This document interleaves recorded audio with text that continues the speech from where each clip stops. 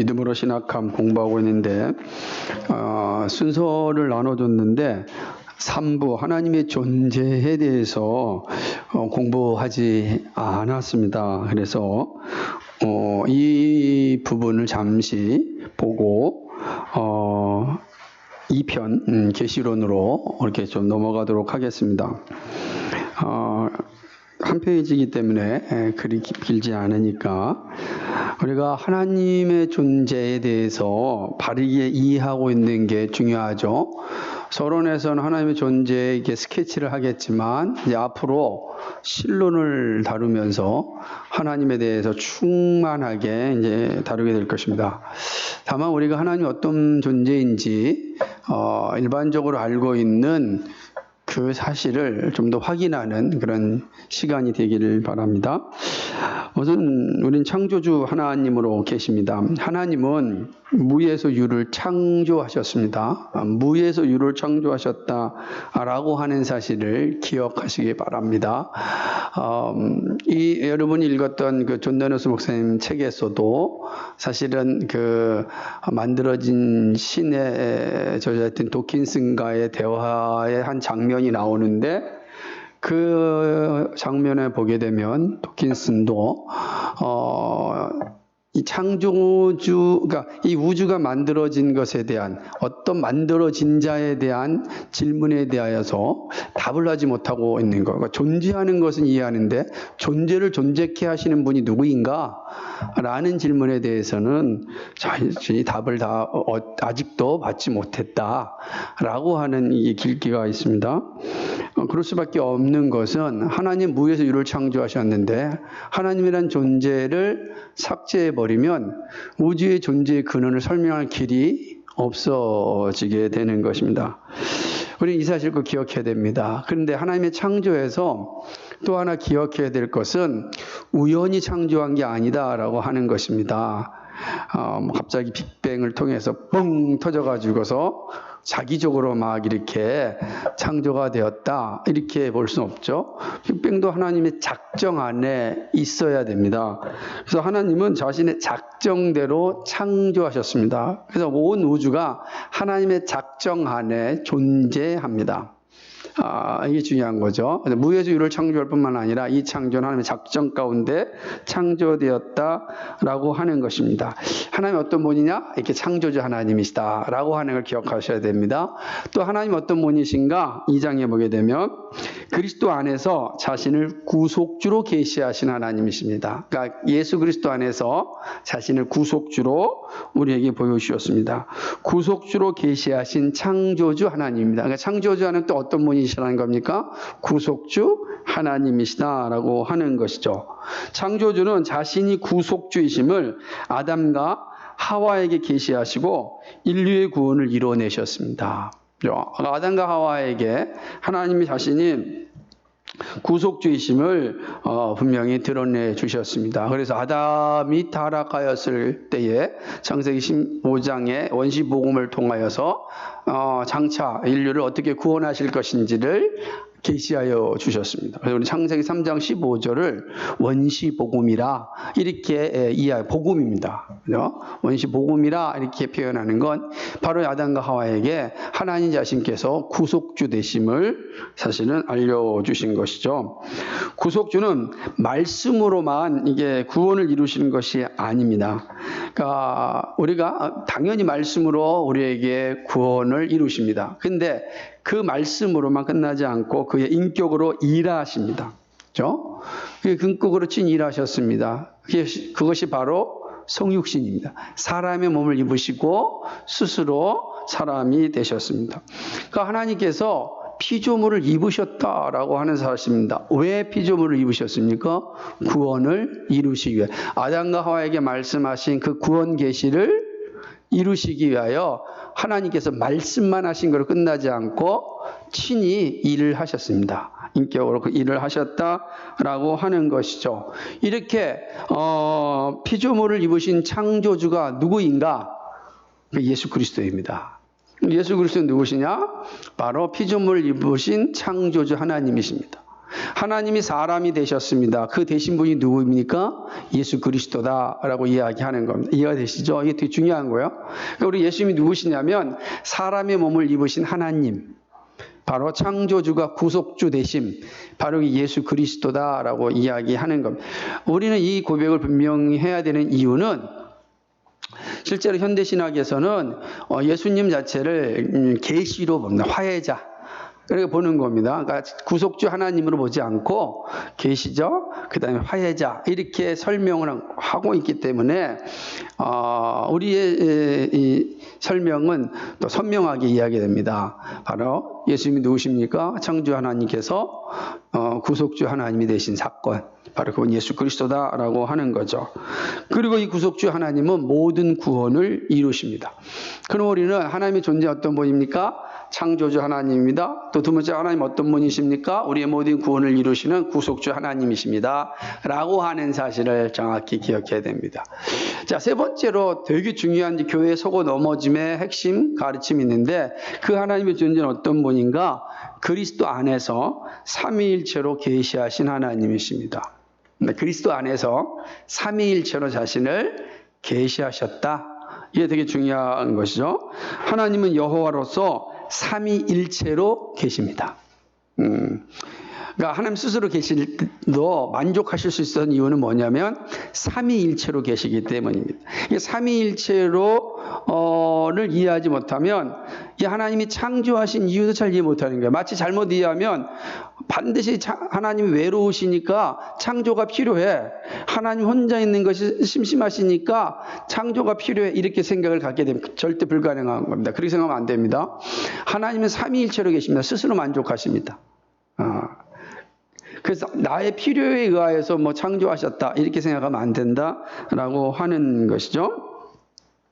근데 이 여호와 하나님께 삼위일체로 계셨다라는 것은 그리스도 계시로부터 오십니다. 왜 그렇습니까? 그리스도가 성육신하신 하나님이기 때문에 밝혀진 하나님의 존재입니다. 그러니까 도대체 예수 그리스도가 성육신하신 하나님이라고 한다면 그럼 하나님은 누구인가? 이런 질문을 던질 수밖에 없겠죠. 그 질문에 대한 답이 뭡니까? 하나님께서 삼위일체로 계심이 드러난 겁니다. 삼위일체로 되심이 우리의 이성으로는 이 삼위일체가 이해가 안 되는데 그리스도의 계시로부터 삼위일체가 우리에게 온 겁니다. 그래서 하나님의 존재 방식이 무엇이냐? 삼위일체라 이렇게 알게 되었다라고 하는 것이죠. 그러니까 이게 얼마나 어렵겠어요. 인간의 이 머리로서 풀 수 있으면 참 좋은데 아무리 궁리해도 풀 수 없는 이유는 우리의 유한한 이성으로는 이 무한한 지혜를 알 수가 없습니다. 알 수가 없는 것이죠. 하지만 이 삼위일체는 기독교의 속어 넘어짐의 근본 진리이고 이 삼위일체 신앙의 구원이 있습니다. 그러니까 삼위일체 신앙을 고백하지 못하면 우리의 구원이 이루어지지 않습니다. 왜냐하면 구속주 하나님을 이해할 수가 없어요. 구속주 하나님이라는 사실을 이해해야 되는데 그러려면 삼위일체 하나님을 고백해야만 돼요. 그 삼위일체 하나님을 고백하지 아니하면 결코 우리에게 구원이 이루어질 수가 없는 겁니다. 그래서 우리의 구원과 가장 밀접한 관계를 가진 것이 뭡니까? 바로 삼위일체 신앙이다 라고 하는 사실입니다. 중요하죠. 이것이 바로 하나님의 존재 세 번째입니다. 아마 이 부분 신론에 가서 아마 아주 세밀하면서 치열하게 삼위일체를 잘 다룰 겁니다. 자, 마지막 네 번째로는 하나님은 어떤 존재이시냐? 무한한 영이시고 고 절대적 인격이시다. 그러니까 무한한 영이십니다. 영원부터 영원까지 계시는 하나님이시죠. 그리고 그분은 절대적 인격이십니다. 우리가 인격을 얼마나 소중히 여깁니까? 그러나 우리는 다 절대적인 인격을 갖고 있지 못하잖아요. 그죠? 그래서 늘 부딪히는 거예요. 그래서 하나님은 절대적 인격이죠. 하나님은 자기 완결적 존재여서 필연적 존재입니다. 자기 완결적인 거예요. 다른 무엇이 필요한 게 아니라 하나님 그 스스로가 완벽하신 분이라는 거예요. 완벽하신 분입니다. 여러분은 이게 이해가 되시겠습니까? 완벽한 존재를 못 봤잖아요. 완벽한 존재. 아무리 사람들이 완벽하다 할지라도 시간이 지나고 완벽이 무너지잖아요. 완벽한 존재가 없어요. 완벽하다고 말할 수가 없는 것입니다. 근데 하나님은 자기 완결적 존재이십니다.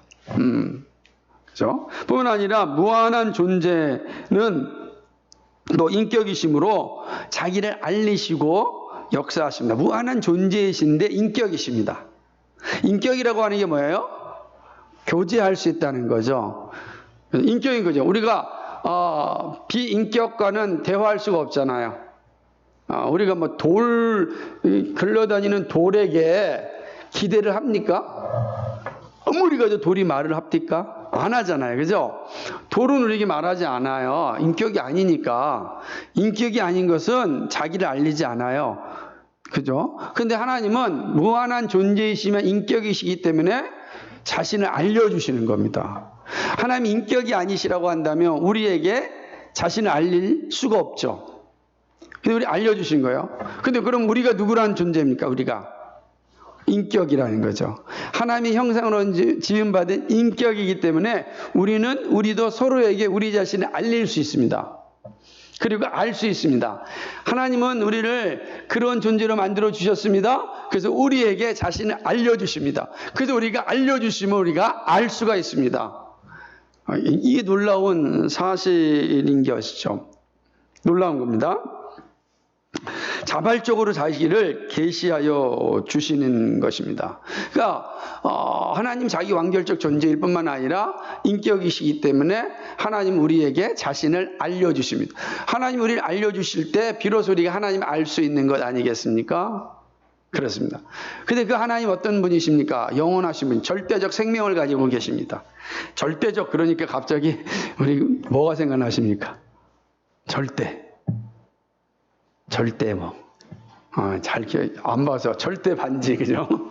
절대 반지가 생각나지 않으세요? 반지의 제왕에서? 사실 이런 데서 차용한 거거든요. 성경에서 다 차용해가지고서 나타난 소설이 반지의 제왕인데, 그렇죠. 하나님은 절대 생명을 가지고 계십니다. 절대 생명. 그러니까 우리가 예수 그리스도 안에 있고 그 안에 접붙여 있으면 우리는 어떤 생명을 갖는 겁니까? 절대 영원한 생명을 갖는 거죠. 내가 영원한 생명이 아니라 그리스도의 생명이 내 안에 거하심으로 내가 영원한 생명을 가지게 된다라고 하는 거죠. 자, 이게 하나님의 존재예요. 하나님 어떤 분인가라고 할 때 우리가 많이 설명하지 못한다 할지라도 적어도 이 정도는 설명할 수 있어야 됩니다. 그는 창조주 하나님이십니다. 그는 구속주 하나님이십니다. 그는 그리스도 안에 삼위일체로 계십니다. 그는 무한한 영이시며 절대적 인격을 가지신 분입니다.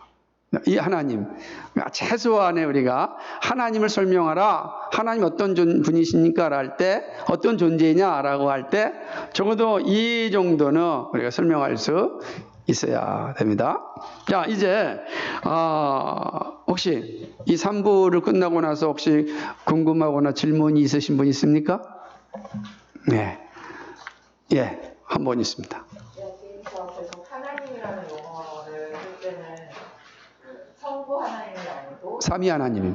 예. 우리가 성경에서 하나님이라는 단어는 다 삼위 하나님을 통칭하는 겁니다. 그렇게 생각합니다. 그러니까 우리는 다 하나님 안에 삼위가 존재하시는 거니까 떨어져서 존재할 수는 없죠. 그래서 신비예요. 다만 그 삼위 하나님의 사역이 다를 뿐이죠. 신비다라고 하는 것입니다. 그것은 삼일체가 다시 배우게 될 겁니다. 자세히. 제가 질문을 받았던 게 십자가 사역에서 그걸 십자가에서 죽으실 때는 성자 하나님만 하시는 것이냐 아니면 그 십자가에 삼위 하나님이 다 계셨느냐? 삼위 하나님 사역이라니까요. 네. 삼위 하나님 사역인데 삼위가 떨어지면 안 되죠. 삼신이 되잖아요. 그런데 거기에 사역이다, 서로가.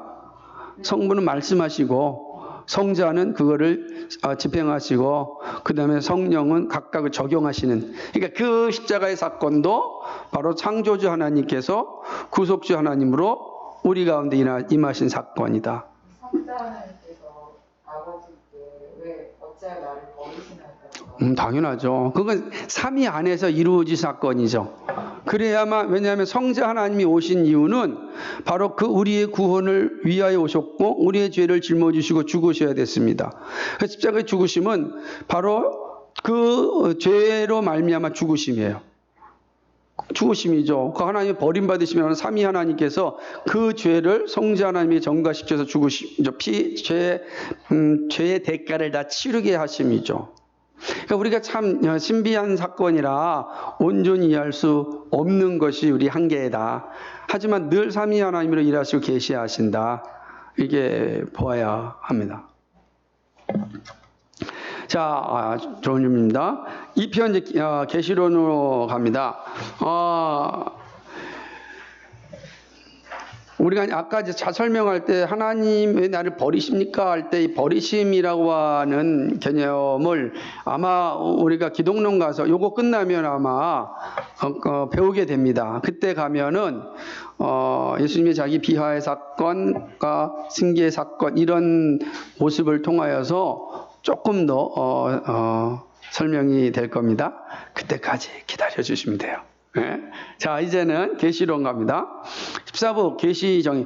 우리가 앞서서 계시에 대해서 얘기 많이 했지만 이제 이 계시에 대해서 좀 더 깊게 좀 다루려고 합니다. 계시 정의, 계시는 뭐냐?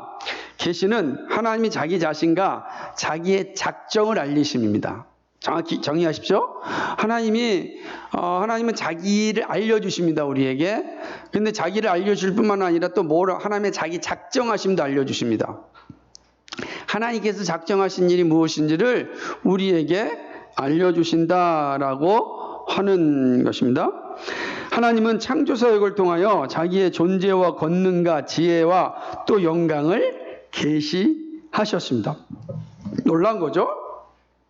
그러니까 우리가 창조사역을 통하여서 이 어마어마한 이 우주의 창조를 통하여서 하나님의 존재를 대해서, 하나님의 능력에 대하여서, 하나님의 지혜에 대해서, 하나님의 영광을 우리에게 알려주셨다라고 하는 것입니다. 여러분 그걸 자연스레 아는 거죠. 여러분 우주를 종종 우리가 이렇게 우주를 보여줄 때마다 입이 벌어지는 와 이렇게 하는 소리는 누구에 대한 고백입니까? 그죠? 하나님을 향한 고백이에요. 와 할 수밖에 없죠.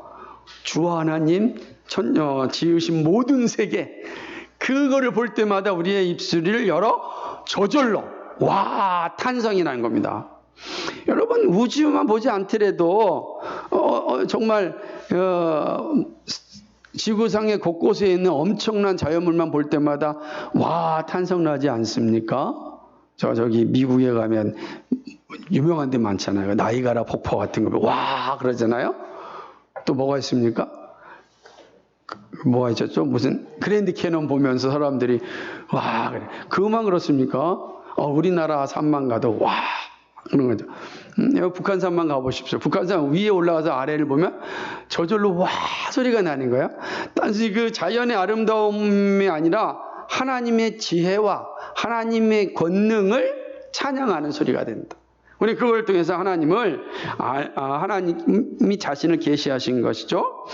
칼빈의 말대로 창조를 통하여 불가시적 하나님이 가시적이 된 것입니다. 보이지 않았던 하나님이 창조를 통하여 보여주심이죠. 만약에 창조가 없었으면 우리는 아무데도 볼 수가 없는 거예요. 그죠? 하나님의 그 권능이 어떤지, 하나님의 지혜가 어떤지 우리가 어떻게 알 수 있겠습니까?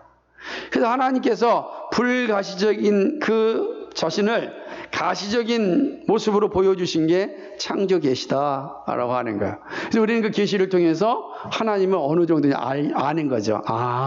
이렇게 아는 거죠. 그러면 창조가 하나님의 자기 계시의 시작입니다. 말씀 계시가 오기 전에 하나님의 창조 계시가 하나님 자신을 우리에게 알리심의 시작이다라고 하는 것이죠. 자, 이제 계시의 유래와 과정과 내용을 보겠습니다. 계시는 성부 하나님에게서 유래하고 성자 하나님, 즉 하나님의 노고스를 통하여 옵니다. 그렇죠? 그러니까 성부 하나님께서 계시가 시작됩니다. 그렇죠? 그리고 그 계시가 성자 하나님, 즉 노고스를 통해서 오는 거죠. 노고스는 말씀이란 말이야. 하나님 말씀을 통하여서 우리에게 오는 거예요. 그러니까 이것도 막 구분되어 있는 것처럼 느끼지만 이게 어떤 사역이라고요? 삼위일체 사역이라. 삼위일체 사역이라. 라고 하는 겁니다. 삼위일체 안에서 하나님께서 자기를 계시하셨고, 그리고 우리에게 로고스를 통하여 우리에게 오는 겁니다. 말씀을 통하여 하나님의 계시가 우리에게 오게 되는 것이죠. 그러므로 자, 하나님의 계시는 로고스만을 통해서 오는 거예요. 그러니까 로고스를 통해서 온 계시만이 하나님의 계시예요. 그러니까 사람들이 내가 하나님의 뜻을 들었다, 하나님의 말씀을 들었다, 하나님의 음성을 막 들었다라고 이야기할 때 우리가 그것을 하나님의 계시로 받지 않는 이유는 말씀을 통해 온 계시가 아니기 때문에 그런 거예요. 그러니까 하나님의 계시는 반드시 뭐죠? 말씀을 통해서 옵니다. 내가 번쩍이는 어떤 음성을 들었다 할지라도 그것이 말씀을 통하여 오지 아니하면 하나님의 계시가 아니다. 그러니까 이것만 정확히 알고 있어도 헛소리 하는 사람들이 넘어가지 않죠. 온갖 이단들이 뭡니까? 다 자기가 하나님의 계시를 받았다 그러잖아요. 다 자기 계시 받았다 그러잖아요. 계시 안 받았다는 사람 아무도 없어요. 최근에 인터넷에 31살짜리 계시자가 나타나가지고 젊은 애들이 막 그냥 예수 그리스도라 오신 보혜사라 또 모이고 있습니다. 왜냐 예수 그리스도가 한번 죽었다 부활하셨으니까 예수 그리스도라 말하기 뭐하니까 다 보혜사래. 이만희도 보혜사고 다 보혜사라 그런다고요. 여러분 생각해 보십시오. 그런데 사람들이 거기 왜 현혹됩니까? 바른 진리를 몰라서 그래요. 계시는 반드시 노고스를 통해서 온 것만이 하나님의 계시예요. 노고스를 통하지 않고 계시는 하나님의 계시가 아니에요. 그 노고스는 뭡니까? 말씀이라고. 그러니까 말씀 계시를 통해서 오지 아니하면 다 거짓된 것이다. 흔들리지 마십시오. 그래야 됩니다. 계시는 하나님의 자기 계시여서 인간 스스로의 능력으로 알 수 없습니다. 그러니까 절대 할 수 없어요. 그래서 하나님의 성령의 조명하심을 통해서만 우리가 알 수 있어요. 마지막에 뒤에 맨 마지막에 그 부분을 좀 다룰 텐데 성령께서 우리에게 계시해 주셔야 돼요. 그래서 이 성령의 사역은 영감과 조명이 있는 거예요. 성경은 영감으로 성경을 기록하게 하시고 그거는 누구 하는 거예요? 성경의 저자들에게는 영감을 주세요. 그리고 성경을 받은 우리에게 뭘 주세요? 조명을 주세요. 밝히 알려주는. 그러니까 성령의 두 가지 사역은 영감과 조명인데 우리에게 영감이 있지 않아요. 우리에겐 조명만 하심만 주신단 말이에요.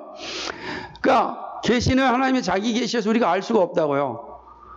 어떻게 무한하신 하나님 우리가 알 수가 있겠어요? 몰라요.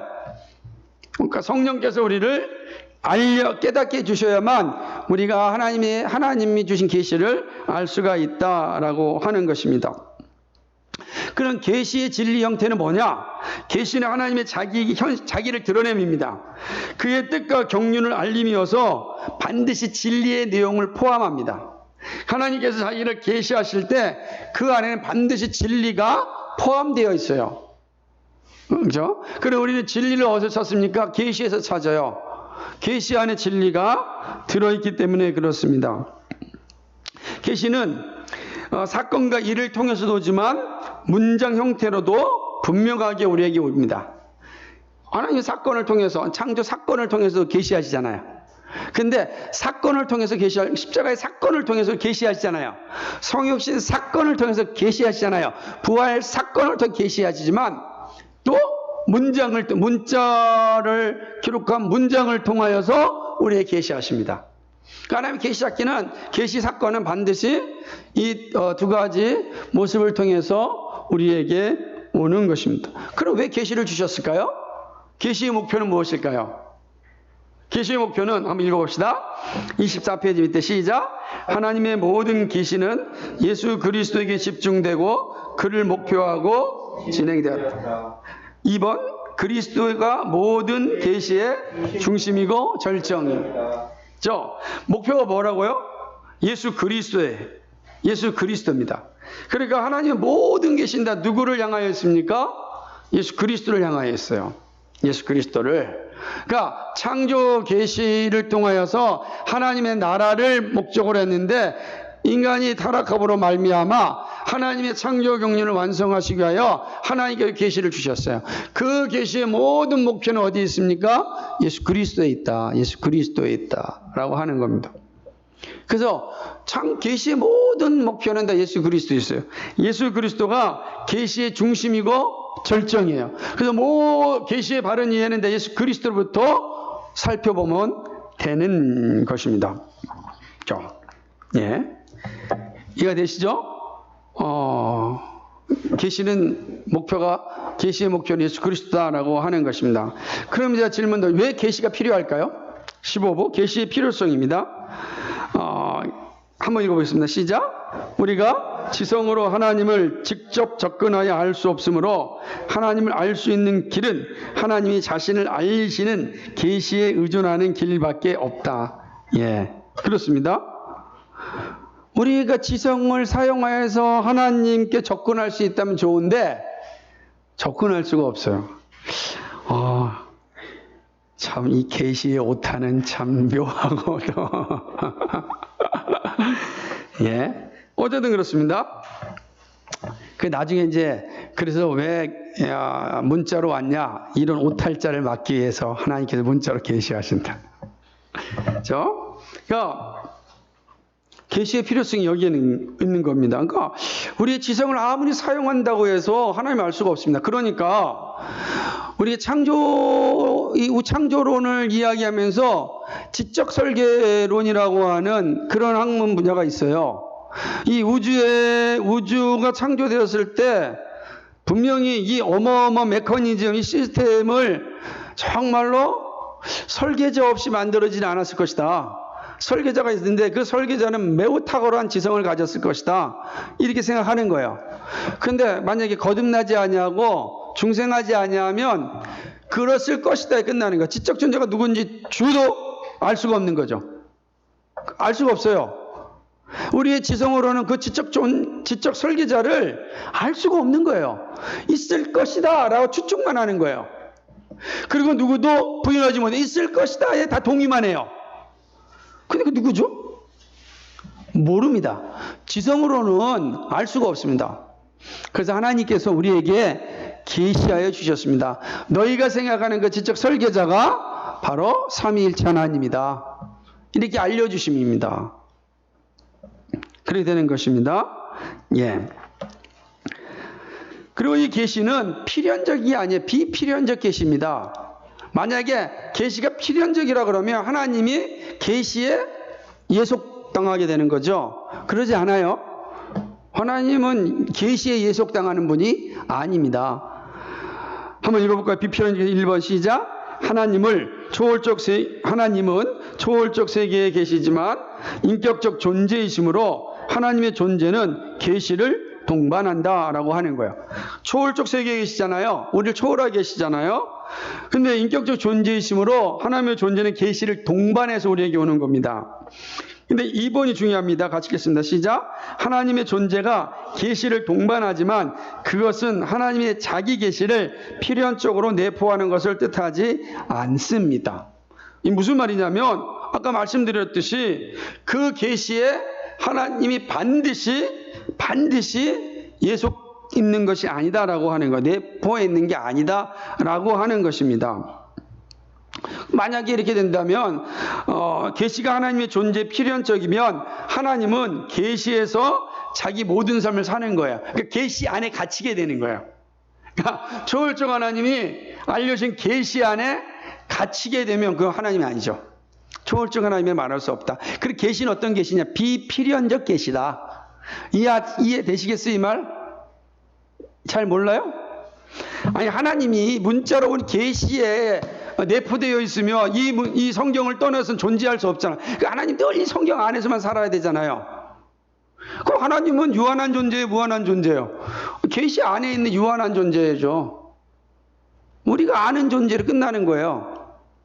계시는 우리가 알 수 있는 정도로 우리에게 알려주심인데 그 정도 하나님이에요?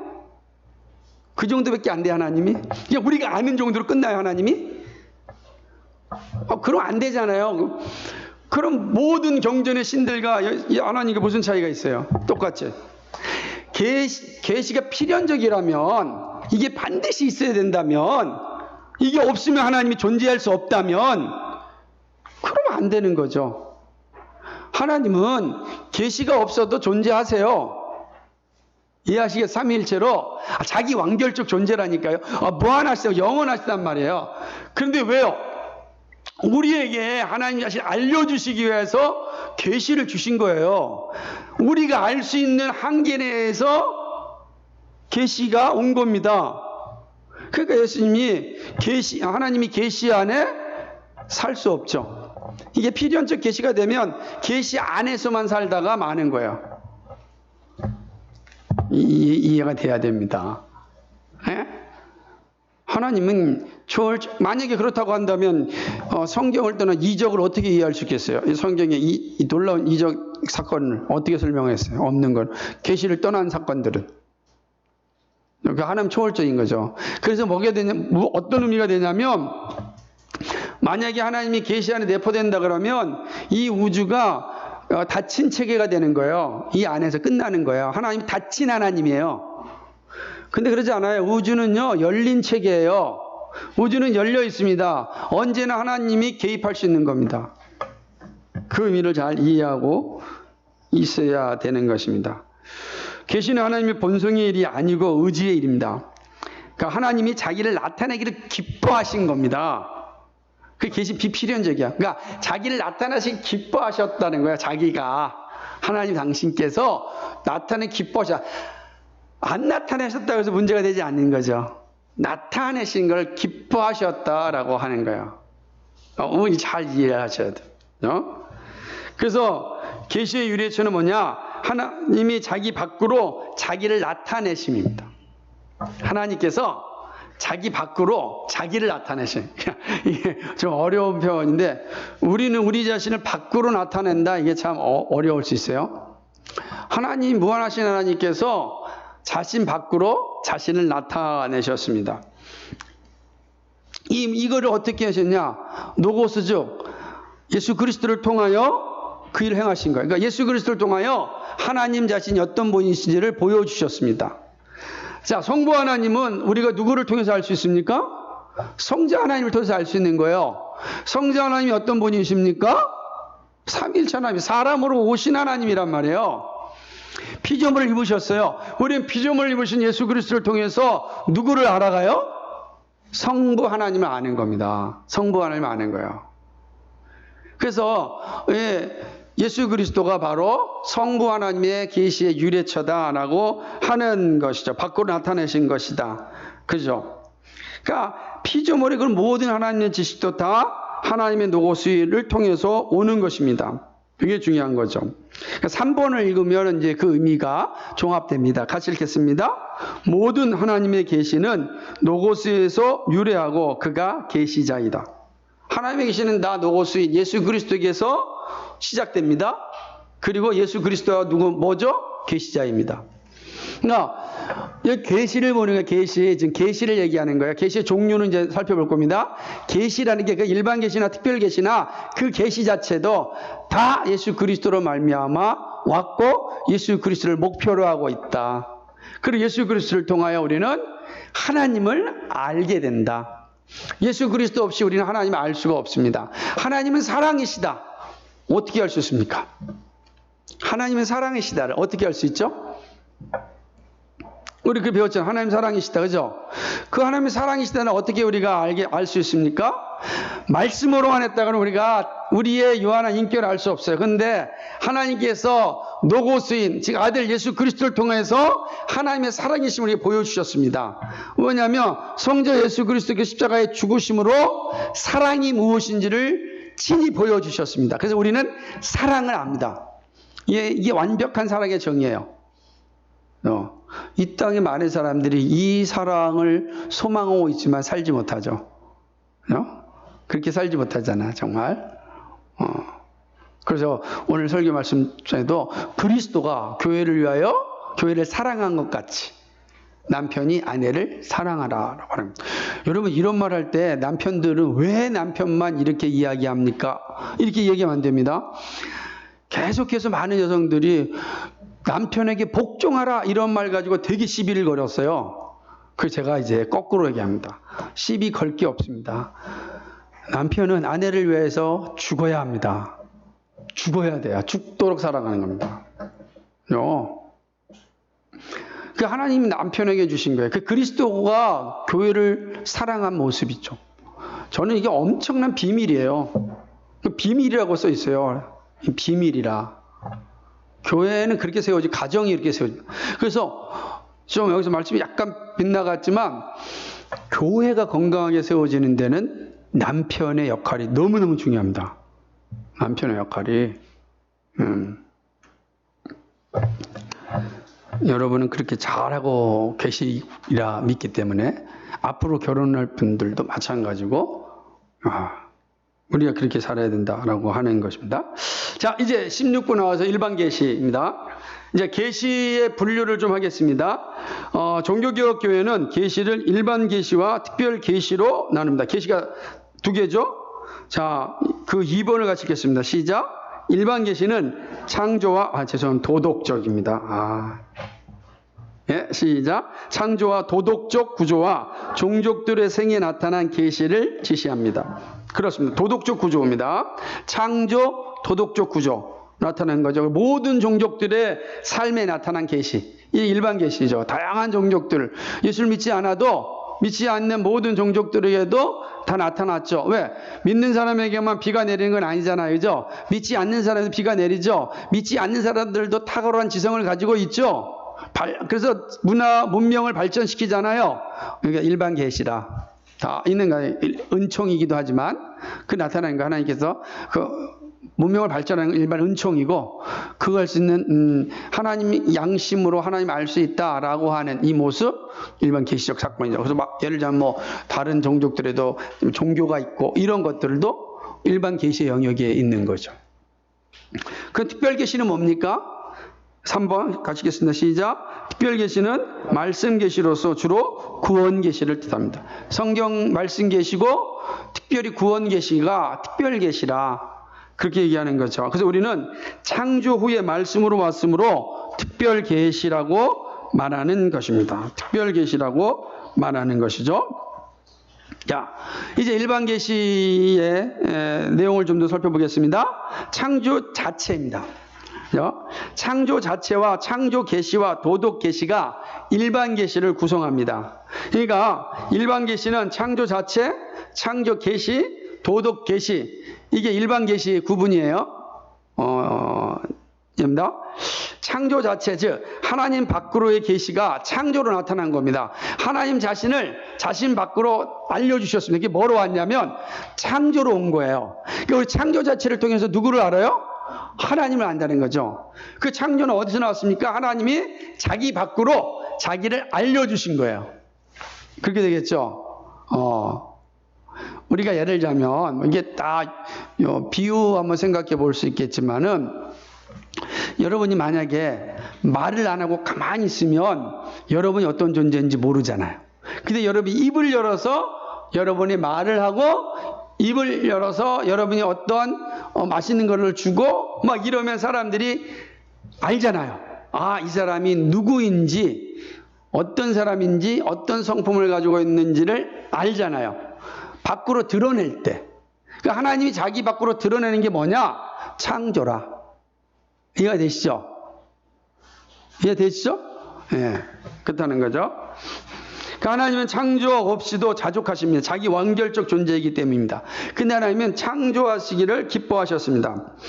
이 창조는 하나님의 지혜와 권능, 전능의 어떤 작업이죠. 자, 나타나는 겁니다. 현시한다라는 거죠. 밝히 보인다라는 거죠. 하나님의 지혜와 하나님의 전능하심을 어디서 알 수 있는가?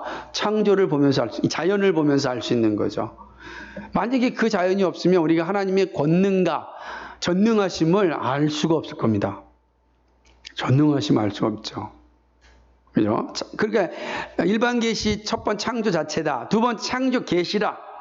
창조 계시는 영원한 신성과 능력입니다. 그러니까 창조를 통하여서 하나님이 어떤 분인가를 알려주셨다는 거예요. 그러니까 창조 자체도 계시지만 창조를 통해서도 하나님이 자신이 어떤 분인지를 알려주셨는데 하나님의 영원한 신성이 있고 능력이 있음을 창조를 통해 잘 알려주신 거예요.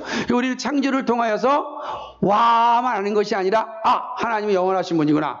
하나님은 능력이 많으신 분이구나 안다라고 하는 거죠. 그래서 창조 계시는 창조 작업을 통해 나타난 계시라기보다는 창조 세계를 통하여 나타내시는 그의 영원한 능력과 신성을 계시함을 뜻합니다. 이 말은 다 이해가 될 것입니다. 그러니까 창조 작업을 해서 나타난 것이 아니고 창조 세계 자체를 통해서 나타나는 거죠. 특별히 인간의 구조가 하나님을 계시하는 거죠. 놀랍지 않습니까? 인간의 어떤 구조가 하나님을 계시할까요? 인간의 어떤 구조가 하나님을 계시할까요? 예? 인간의 어떤 구조가 하나님을 계시하십니까? 아까 말씀드렸는데 뭐죠? 하나님의 뭐와처럼 인간이 어떤 존재예요? 그죠? 인격적 존재. 그러니까 인간의 구조죠. 인간의 인격이라고 하는 존재 자체가 하나님을 드러내는 거죠. 그리고 우리가 또 뭐죠? 우리가 어떻게 만들어졌습니까? 그죠? 아니, 우리가 생명으로, 그죠? 그러니까 막 책을 빗었는데 우리 안에 생명을 부어넣으심으로 사람이 됐잖아요. 자, 모든 피조물과 인간이 다른 점이 뭐죠? 우리 뭐예요? 하나님의 영으로 지음을 받았잖아요. 하나님의 영이시잖아요. 하나님의 형상으로 지음 받았다는 거죠. 우리가 인격과 영으로 인간의 구조 자체가 하나님을 계시하는 거죠. 그 4번에 같이 한번 읽어보겠습니다. 시작. 인간은 하나님의 형상으로 지음받은 피조물이므로 인간의 구조 자체가 하나님의 존재를 드러냅니다. 그래서 하나님 어떤 분이세요? 인격적인 분이시다. 근데 그 인격은 우린 상대적이라고 한다면 하나님 절대적이시구나. 이게 아는 거죠. 하나님 인격이란 건 우리 때문에 아는 거예요. 그러니까 인격이 뭐죠? 우리 때문에 아는, 이게 인격이구나. 인격의 핵심이 뭐예요? 대화죠. 서로 대화하는 게, 관계를 맺는 게 인격의 매우 중요한 핵심이죠. 존중하고. 또 일반 계시 자체가 뭐냐? 도덕 계시가 있다라는 거죠. 도덕 계시. 한번 읽어보겠습니다. 시작. 각 인간의 양심에 하나님의 법을 인각하사 하나님을 알고 선악을 분별할 수 있게 하셨습니다. 놀라운 거죠. 이게 도덕 계시입니다. 그러니까 모든 인간에게 양심이 있어요. 그죠? 근데 그 양심에 하나님의 법을 인각하셨어요. 파놓으셨다고. 그래서 예수를 믿든 믿지 않든 모든 인류에게는 뭐가 있습니까? 양심이 있어요. 여러분, 양심이 작동하니까 모든 인류에는 뭐가 있습니까? 자연 종교가 있어요. 두려운 거예요. 양심이 없으면 두려움이 없는 거예요. 두려움이 없으면 종교가 필요 없어요. 그런데 놀랍게도 유사일에 온 인류 가운데 종교가 없는 종족이 없잖아요. 다 있잖아요. 우리는 가끔 놀라지 않습니까? 아프리카 밀림 한가운데 아니면 아마존 밀림 한가운데 아직도 사람을 접하지 않은 사람들 속에도 뭐가 있어요? 제사장이 있고 종교가 있잖아요. 종교가 있는 겁니다. 제가 얼마 전에 필리핀인가 어딘가 완전히 외딴 종족인데 한 열 몇 명밖에 안 사는 종족이더라고요. 그런데 거기에도 자기들의 의식이 있고 종교가 있더라고요. 재밌는 거죠. 왜 그렇습니까? 하나님이 우리의 심령에 우리의 양심을 주셨고 그 양심에 하나님의 법을 인각하셨기 때문에 그렇습니다. 그래서 모든 인류사회는 스스로 다 질서를 만들어요. 놀라워요. 제가 아까 그 열 몇 명 되는데도 뭐가 족장이 있어요. 족장이 있고 그 족장이 이제 일을 하는 겁니다. 그게 어떻게 존재할까요? 그죠? 그냥 생각해. 왜 그렇게 어떤 사람들이 문명이 들어가지 않았는데도 그 안에서 질서를 가지고 살고 있어요. 윤리 도덕을 지키고 있다는 겁니다. 함부로 하지 않아요. 서로 윤리 도덕을 지키고 있어요. 자기들의 법을 만들어서. 그거 어떻게 설명하겠어요? 그게 도덕 계시라는 거예요. 하나님께서 모든 인류에 이런 어떤 윤리의 법을 허락하셨습니다. 다 그러거든요. 근데 그 윤리의 법의 근원이 하나님이라는 사실을 모를 뿐이죠. 종교의 씨앗이 있는데 종교의 씨앗이 어떻게 뿌려졌는지 누가 뿌렸는지를 모른다는 거예요. 근데 우리는 알잖아요. 그래서 제가 우리 시대를 두려워하는 이유는 뭐냐면 그 종교의 씨앗을 뿌린 것들을 지금 파기하고 있기 때문에 그렇습니다. 각 양심에 뿌려진 윤리의 법을 파기하고 있어요. 해체하는 겁니다. 누가 우리에게 그 법을 줬느냐? 해체하자라는 거예요. 그리고 법의 주인이 누구예요? 나라는 거예요. 얼마나 무서운 시대를 살고 있습니까? 정말 무서운 겁니다. 저는 이게 심각한 시대가 도래하였습니다. 정신 바짝 차려야 된다라고 하는 거죠. 그럼에도 불구하고 소망이 있는 건 뭐죠?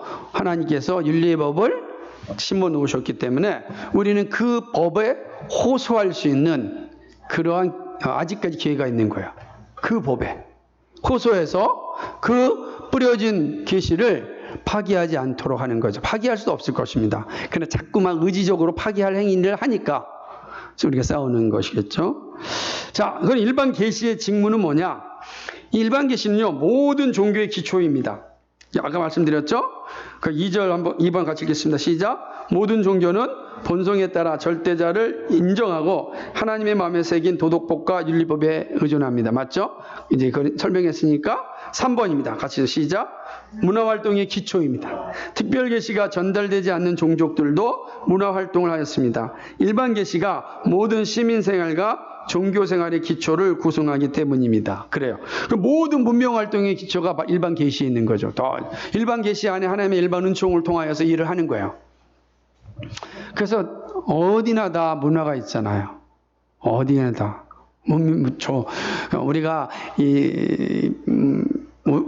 우리처럼 이렇게 좋은 나라가 돼서 세계를 이렇게 여행할 수 있는 기회가 많아지니까 우리가 세계에 다양한 문화가 있구나 라고 생각하지만 그러지 못한 시대에 살았던 우리들 또 그러지 못한 지금 나라들 보면은 다른 나라에 이런 문화가 있을까 생각하지 못할 겁니다. 어마어마한 이런 문화가 있을까 알지 못할 겁니다. 혹시 여기 여러분이 시골에 옛날에 살았던 사람들 지하철을 평생 동안 못 본 사람도 있거든요. 어떻게 기차가 땅으로 다녀? 상상이 됩니까? 이게 여러분 다 봤기 때문에 상상이 된다는 말이 우습게 들리지만 매 기차가 위로만 다니는데 그 기차가 땅으로 간다? 이해할 수 없는 거죠. 그렇게 되는 겁니다. 그러나 이 모든 것들이 다 어느 세계에도 다 있다는 거죠. 4번입니다. 같이 읽겠습니다. 시작. 복음의 예비. 일반 계시는 언어, 사상, 종교, 도덕 생활을 가능하게 하므로 복음 전파의 길을 예비하여. 그렇습니다.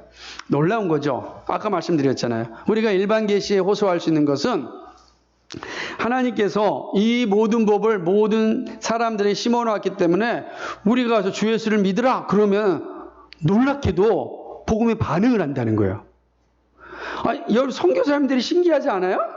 우리나라도 선교사님 마찬가지고 나가서 선교사님들이 전혀 얼굴도 다르고 문화도 다르고 삶도 다른데 그분이 가가지고서 그 어눌한 말로 예수를 믿으라고 할 때 왜 반응을 할까요? 반응을 하세요. 우리도 반응해서 기독교 이 놀라운 그 선교 국가가 되지 않았습니까? 모셔서 선교사님들이 와가지고서 어눌하다고는 할 수 없지만 그러나 이상하게 생긴 얼굴로 와가지고서 복음을 전했는데 우리가 반응했잖아요. 그게 왜요? 우리 안에 일반 계시가 있기 때문에 가능한 거예요. 그러니까 일반 계시에 대한 이해가 없으면 복음 전하지 못해요. 그러니까 아무나 상관없다니까요. 그러니까 저 사람이 예수를 믿을까 복음을 들을까? 이거는 우리의 권한이 아니에요. 이 모든 사람이 일반 계시가 주어졌기 때문에 우리가 전하면 돼요. 그런 그 복음이 그 계시에 탕 부닥쳐가지고 역사가 일어나는 겁니다. 그러니까 우리가 두려워할 필요 없는 이유가 여기 있습니다. 안 들을 수도 있죠. 그 중요한 게 아니에요. 그러나 두려워할 필요 없다는 겁니다. 그리고 아주 세밀한 언어를 가지고서 다양한 지식을 동원해가지고 살 필요 없는 겁니다. 그러니까 그게 많은 어떤 NGO 활동처럼 이렇게 많은 어떤 뭡니까? 사회복지 활동을 많이 한다고 해서 예수를 믿는 게 아니에요. 그 안에 있는 일반 계시 때문에 복음을 탁 전하면 그 계시가 역사하는 겁니다. 그래서 5번 같이 한번 읽어볼까요? 시작. 일반 계시는 예수 그리스도의 오심을 예비하는 일을 하였습니다. 그렇죠? 근데 이 일반 계시도 특별 계시처럼 하나님의 노고스에서 유래하였습니다. 그러므로 그리스도는 일반 계시로 이방 세계에서도 자기의 오심을 준비하신 것입니다. 이해가 되시죠? 제가 설명했던 내용이 그런 거예요. 예수를 전하면 돼요. 그러나 일반 계시는으로만 충분하지 않아요. 일반 계시의 불충분성. 자, 한번 읽어보겠습니다. 시작. 일반 계시가 우리를 하나님에게로 인도하여 구원에 이르게 하지는 못하지만 이것은 하나님을 아는 일에 불명료함을 결코 뜻하지 않는다. 명료하게 알 수 있어요. 하나님의 신성과 하나님의 능력과 다 알 수 있는 거예요. 그죠? 무슨 말이냐면 일반 계시가 구원 계시가 아니니까 명료하지 않다라는 것이 아니라는 것이죠. 그러므로 특별 계시가 오지 않았기 때문에 나는 하나님을 알지 못한다. 이거 핑계할 수 없다는 겁니다. 핑계할 수가 없어요. 그렇지만, 그죠? 일반 계시는 하나님과 인간의 언약 관계에서는 불충분합니다. 다시 말하면 하나님과 영적인 사물과 인간 구원에 대한 확실한 지식을 충분히 전달하지 못합니다. 그러니까 일반 계시로는 영원 세계를 알 수가 없다는 거예요. 그러니까 반드시 특별 계시가 와야 되겠죠. 특별히 죄는 일반 계시와 이 계시의 감수성을 어둡게 하였습니다. 7번을 읽어보면 그 의미를 압니다. 오늘 한번 읽어봅시다. 우리가 이제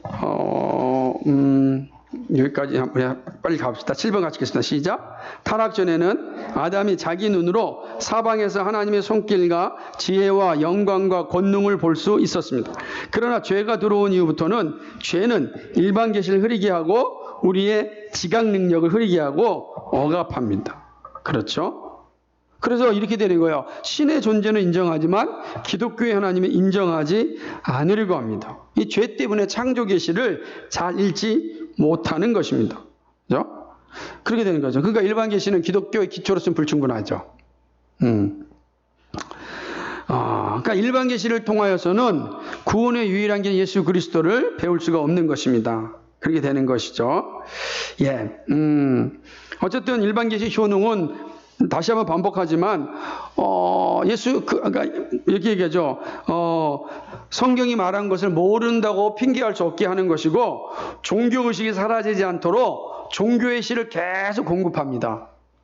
저는 이 은혜죠. 계속 하나님이 종교의 씨를 공급해요. 그래서 땅끝까지 이르러 복음을 전하는 이유는 종교의 씨앗을 누가 계속 공급하십니까? 하나님이 계속 공급하시고 있거든요.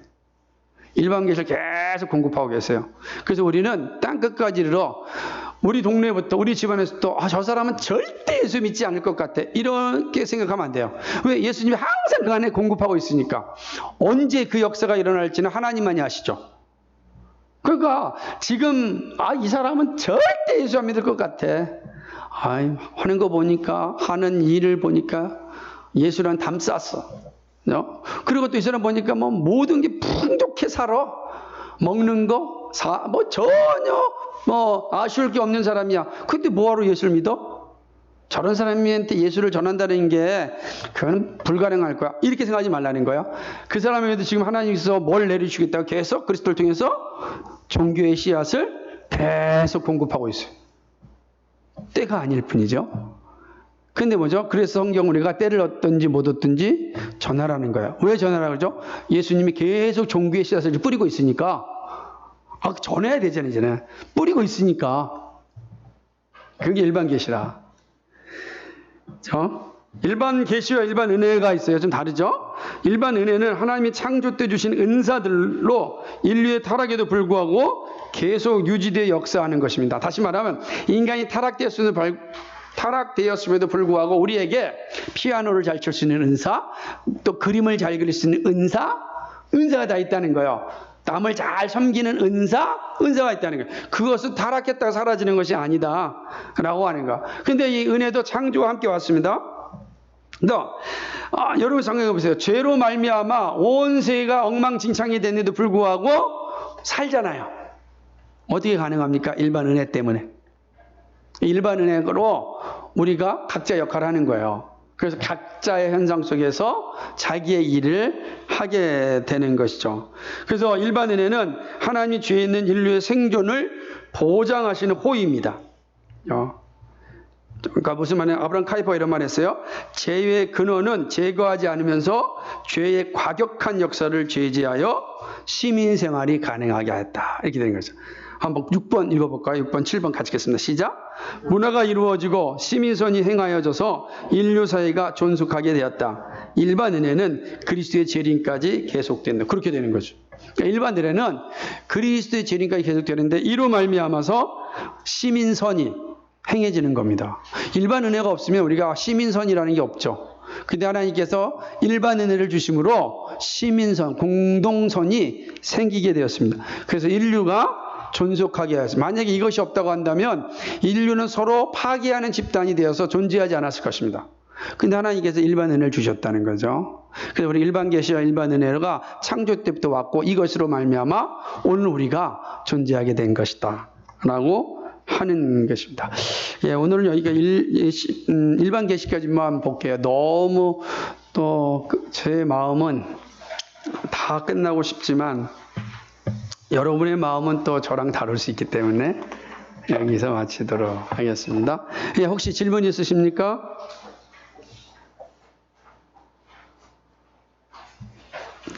질문. 일반 계시, 일반 계시에 대해서 혹시.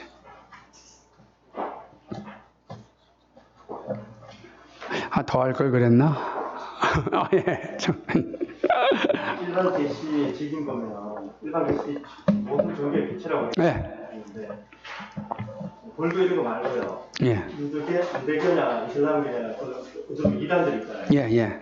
이런 것들은 일반 계시의 그렇죠. 결과는 이단들 다 마찬가지입니다. 이단들 역시 다 일반 계시의 결과물이다. 나중에 보겠지만 그런데 이들은 뭘 받지 않죠? 특별 계시를 받지 않죠. 힌두교나 이슬람 모든 종교가 특별 계시를 받지 않는 거예요. 그러니까 일반 계시 안에서 종교적 기능을 하는 거죠. 이단들도 마찬가지죠. 유대교도 마찬가지. 그럼 유대교는 특별 계시를 받았죠. 특별 계시 소위 유대 기독교니까 유대 기독교는 특별 계시를 받았죠. 다만 문제는 뭐냐면 유대교는 그 특별 계시를 바르게 이해하지 못하는 게 아쉬움이죠. 왜냐하면 이제 이 18부의 율법과 복음을 보면은 나오는데 예, 유대교는 여기에 멈춰 있는 거죠. 예, 좋은 질문이십니다. 그래서 여러분 모든 자연 종교 이단 다 자연 계시의 열매라고 보면 됩니다. 계시 열매다. 그렇게 되어 있습니다. 그래서 비슷한 게 많아요. 여러분 자연 종교 안에 비슷한 게 되게 많죠. 예를 들면 뭐죠? 예배 드리잖아요. 예배 드리고 기도하잖아요. 예배하고 기도하지 않는 게 없으면 다 있죠. 제사 드리잖아요. 다 있네. 그게 다 일반 계시의 모습이다라고 하는 겁니다.